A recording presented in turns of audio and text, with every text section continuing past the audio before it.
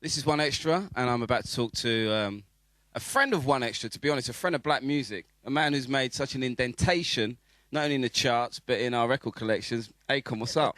What's up, baby? Nice to see you again, of course. Yes, sir. You got M on your first track off the album, right? Smack That. Yep.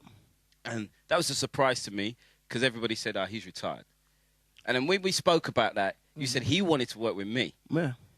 And So it worked out. that's a big situation. That's a huge, and not only that, but it's a big blessing for me because, for me, but as you can see now, he's actually coming out of retirement eventually.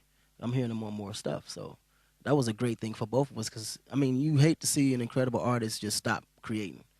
It hit everybody in the chest when Tupac and Big was gone in the hip-hop market, so when you got an artist that's alive and don't want to put out a record, you ready to pull your hair because you want to hear something that, So it was definitely a great thing that he decided to come out and do some more records. You've gone from that to Mama Africa. Yep. How important was it for you to make a song about Africa to the masses like that? Man, it's more so to raise the awareness. I think Africa's like the forgotten continent. Like, nobody cares. It just I see it as just one of the most beautiful continents in the world. Not only because I'm from there, but it's evident. Normally when it's something like that crazy, it takes a lot of time for people to understand it and grasp to it. But, when you got somebody like me that's representing the continent, for me not to make a record to describe the way I feel about it would be absurd. Is it difficult for you, though? You've been so successful, yeah? If you're an American and you go to the States and you make a lot of money, you buy a crib in Beverly Hills, do you expect it to do that?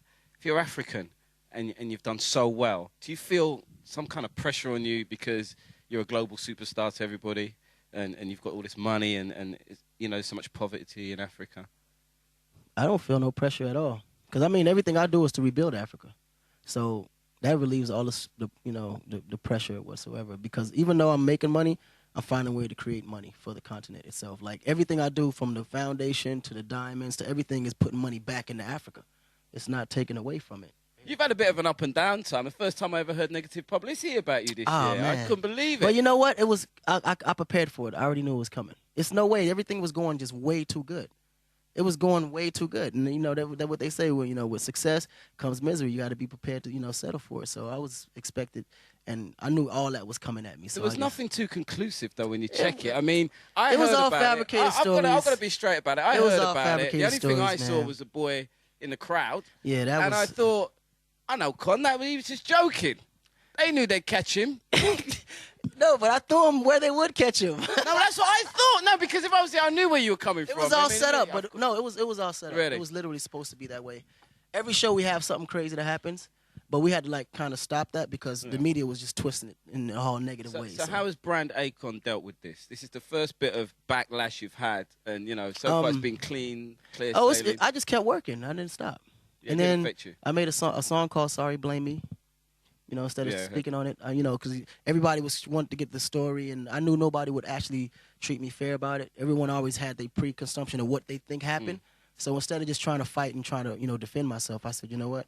Let me just write a song about it. This is what happened. Matter of fact, not only that particular situation, but from my life in general, this is what's going on. This is what I got to apologize for. Was that the first time you really realised, and I know you're a deep thinking guy, and I knew, like you said, you knew something was going to come. Oh, yeah. But it's the first time you realised the status you're really at, and the That's fact when that I something realized. like that can become, not just local news, but global. It's like you kill someone. Yeah.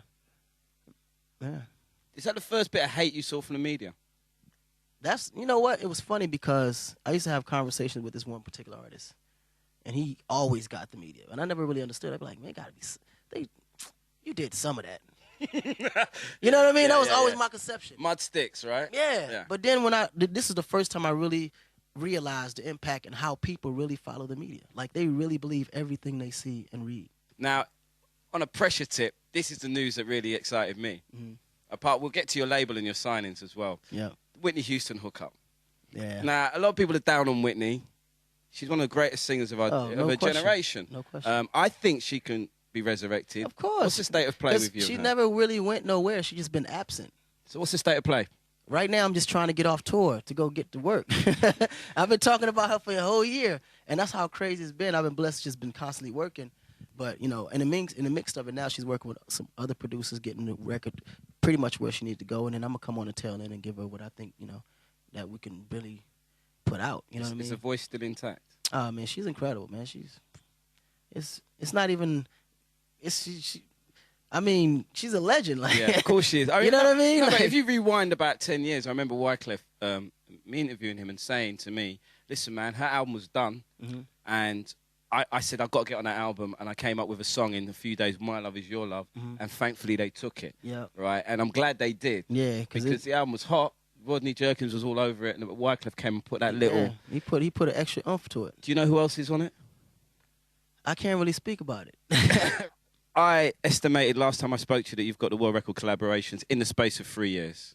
Wow. Because you have collaborations of artists that we haven't even heard of, and they still haven't come out yet. Yeah. So I know that, but we've been banging our heads together, all the crew at One Extra, and saying, well, I bet you I can tell you what his favourite collaboration is, and so far no one, I think, has got it nailed. I said you're going to say the one that's out now, whatever's out now. But what is what's been the most organic collaboration you've ever done? The one that just, you know what, everyone in the studio looked at you and went... It's been a couple of those, but it's always going to be I got two actual persons for you. I got a street collaboration that I love to death, and I got a pop collaboration that's I love to death. The street collaboration that I can't wait for people to hear is the one with me and 50 Cent. Yeah. Someone said the you and 50 Cent, is it that hot? It's crazy. It's going to be the biggest street record out. You heard his album? Yeah. What's the album like? You're going to like it. I just think that he probably had the wrong choices with singles coming out off top because he got so many big records on this album, like incredible songs. And where he's positioned right now is not a place you're in. You're still in a very goodwill place. People are looking to hate on 50 now. Yeah, and I mean, they always look to hate on him. He loved that, though.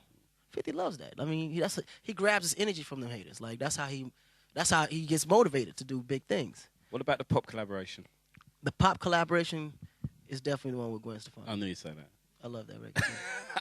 Let's talk about your label, T-Pain. Oh, Pain is he's doing incredible things right now. He is. Tell me a bit more. Yeah, he's definitely on. He's following the whole convict footprint, and the whole thing was just to open the doors and create the road for every artist to go behind. T-Pain is definitely walking down that yellow brick road, boy. He's another unique artist. Yep. You have no one who sounds like you. No one sounds like T-Pain. Who else you got on the label? Oh, we got Ray L. We got a new record out that's tearing the states up called My Girl Got a Girlfriend, which is incredible. I don't know if you guys got it here yet, but One Extra got everything. One Extra got things that ain't even made. I can believe That's how it works. That's why it's called over One here. Extra. You got extra stuff. One Extra get demos out of studios before artists know. All right, understand where you are. I'm telling you, man.